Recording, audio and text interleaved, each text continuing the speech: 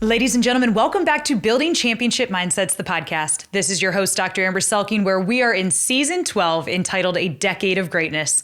We are celebrating the last 10 years of Selking Performance Group, living and breathing and operating in this world, trying to fulfill our mission of helping individuals, teams, and organizations really understand and leverage the power of mindset and leadership. And so we've been going through drivers that we believe have contributed to the success and growth of our organization over the years. Now, that's certainly not to say that we've been as successful as we could have been, that we've done it perfectly, but it has to say that we've been doing this for 10 years and we've learned a lot and we've seen a lot, and we continue to try to evolve and capitalize on the things that are working and minimize the things or pivot when things aren't going as hoped. And so the driver that I really want to talk about today that I believe has been really important to how we've continued to evolve is seasons. Recognizing the season that you are in as an organization and being able to make decisions based on that season. So what we know, right, is that our thoughts affect our emotions, which affect our body's response, which ultimately drives our performance. And so what I believe is that thinking right or understanding the season that we are in, we will be able to actually contextualize and take a big picture perspective on what's going on in the moment so that we can actually navigate it with more emotional poise, more physiological. Physiological just means your body's response. So your sense of joy, your sense of peace, your heart rate, your muscle tension, your stress levels, your sleep, right? All of these things, which ultimately impact how we show up. It all begins with how we think. And so I think it's really important that in our pursuit of individual and collective greatness, that we understand what season are we in. Because when we know that, then we can, again, think right about, are the actions I'm taking right now aligned with the season we're in? Is the stress that I'm experiencing right now actually a normal part of the season that I'm in? Or am I acting outside of what this season is actually calling for me, again, as an individual and for us as an organization? And so let me give you a couple examples of Selking Performance Group and sort of seasons that we've been in. So I did my master's degree at the University of Denver, and I knew that when I entered grad school, my end goal was to work with sports teams and to work in business because I had a heart for athletics and a heart for business. I mentioned this in one of the earlier episodes. I was also reading a book called The Talent Code at the time that talked about the myelination of talent and how that's developed. And I applied that same logic to my company. So the season that I was in, I knew, again, I wanted to graduate and I wanted to have a consulting company. Well, instead of going through grad school, graduating, and starting the company, I thought, well, let's just start the company now. Let's get ahead of the game. Start myelinating. What is it going to look like? What's the name of my company going to be? What are my company colors going to be? What's my website going to look like and feel like? Not that I was necessarily intending to work with clients during those first 2 years of grad school, but the season that I was in for my business was one of building, of foundational organizational elements that I thought being in grad school actually gave me freedom and space and time to do without the pressure of actually having organizational performance metrics, if you will. And so that season was one of creativity, was one of, partnering with one of my best friends from undergrad, Takashi Yoshi's amazing graphic designer. He was a tennis player at Notre Dame. He's been with me on every phase of Selking Performance Group journey. So shout out to Kashi. I appreciate you, brother. And, we worked together on finding the right color scheme he made the logo for me.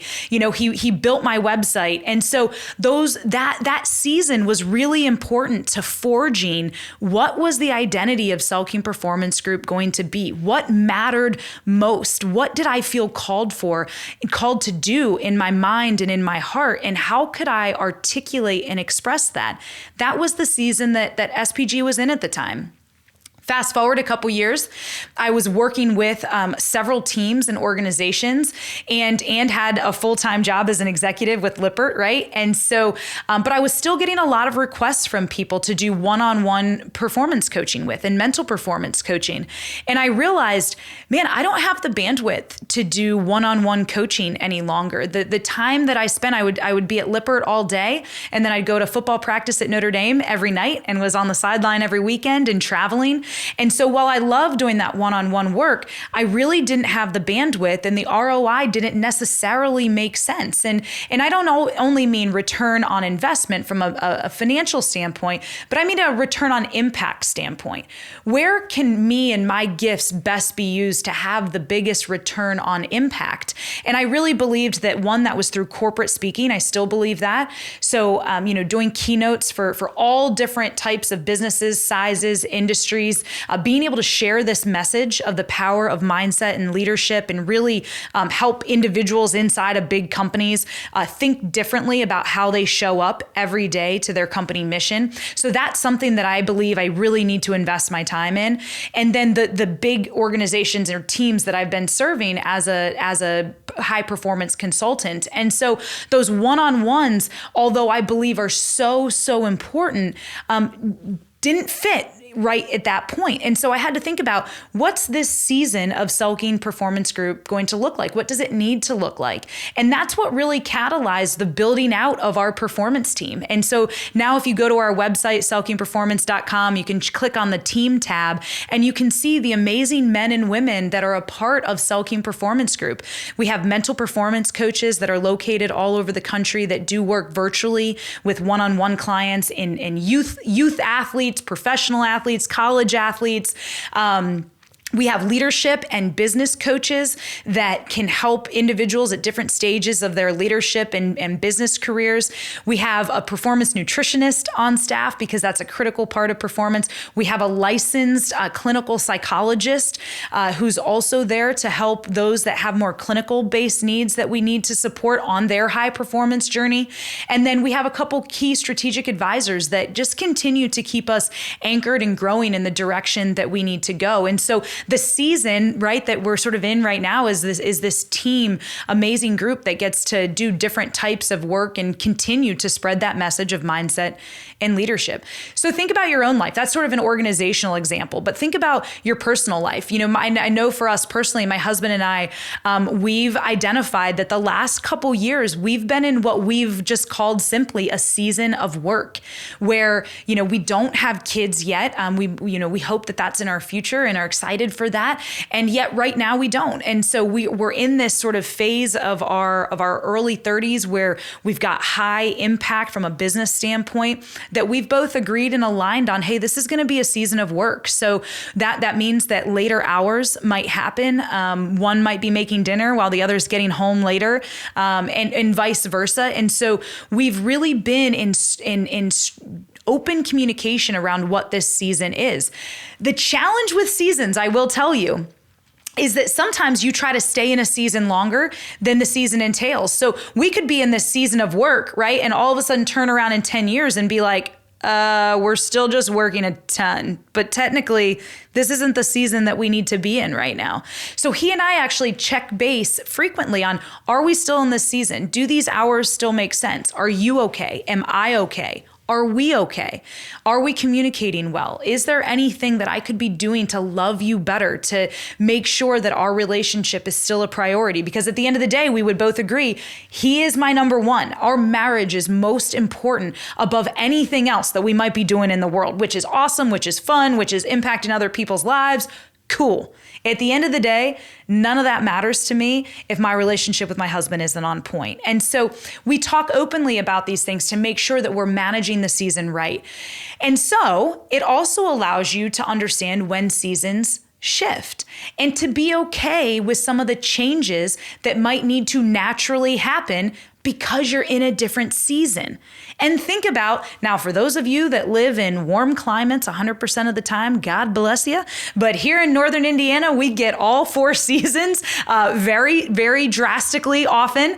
And so for those of us that know what 4 seasons are like, you know how silly would it be to be wearing your long winter coat with the fur-lined hood in the middle of summer? It doesn't make sense because you're not in that season. Or, unless you're crazy, right? You're not seeing people walk down the street in tank tops and flip-flops through 3 feet of snow, right? Because that's not the season that you're in. We need to apply that same logic to our lives. What season are you in? Are you thinking right about it? And are you taking the actions, attracting and leveraging the right resources based on the season that you're in? Your championship mindset training for this week, as you can guess, is to clearly articulate and identify the season of life that you are in. I'd like you to do 2 of them. First of all, the season that you're in as an individual, as a human being, as a person in this world. Name that season.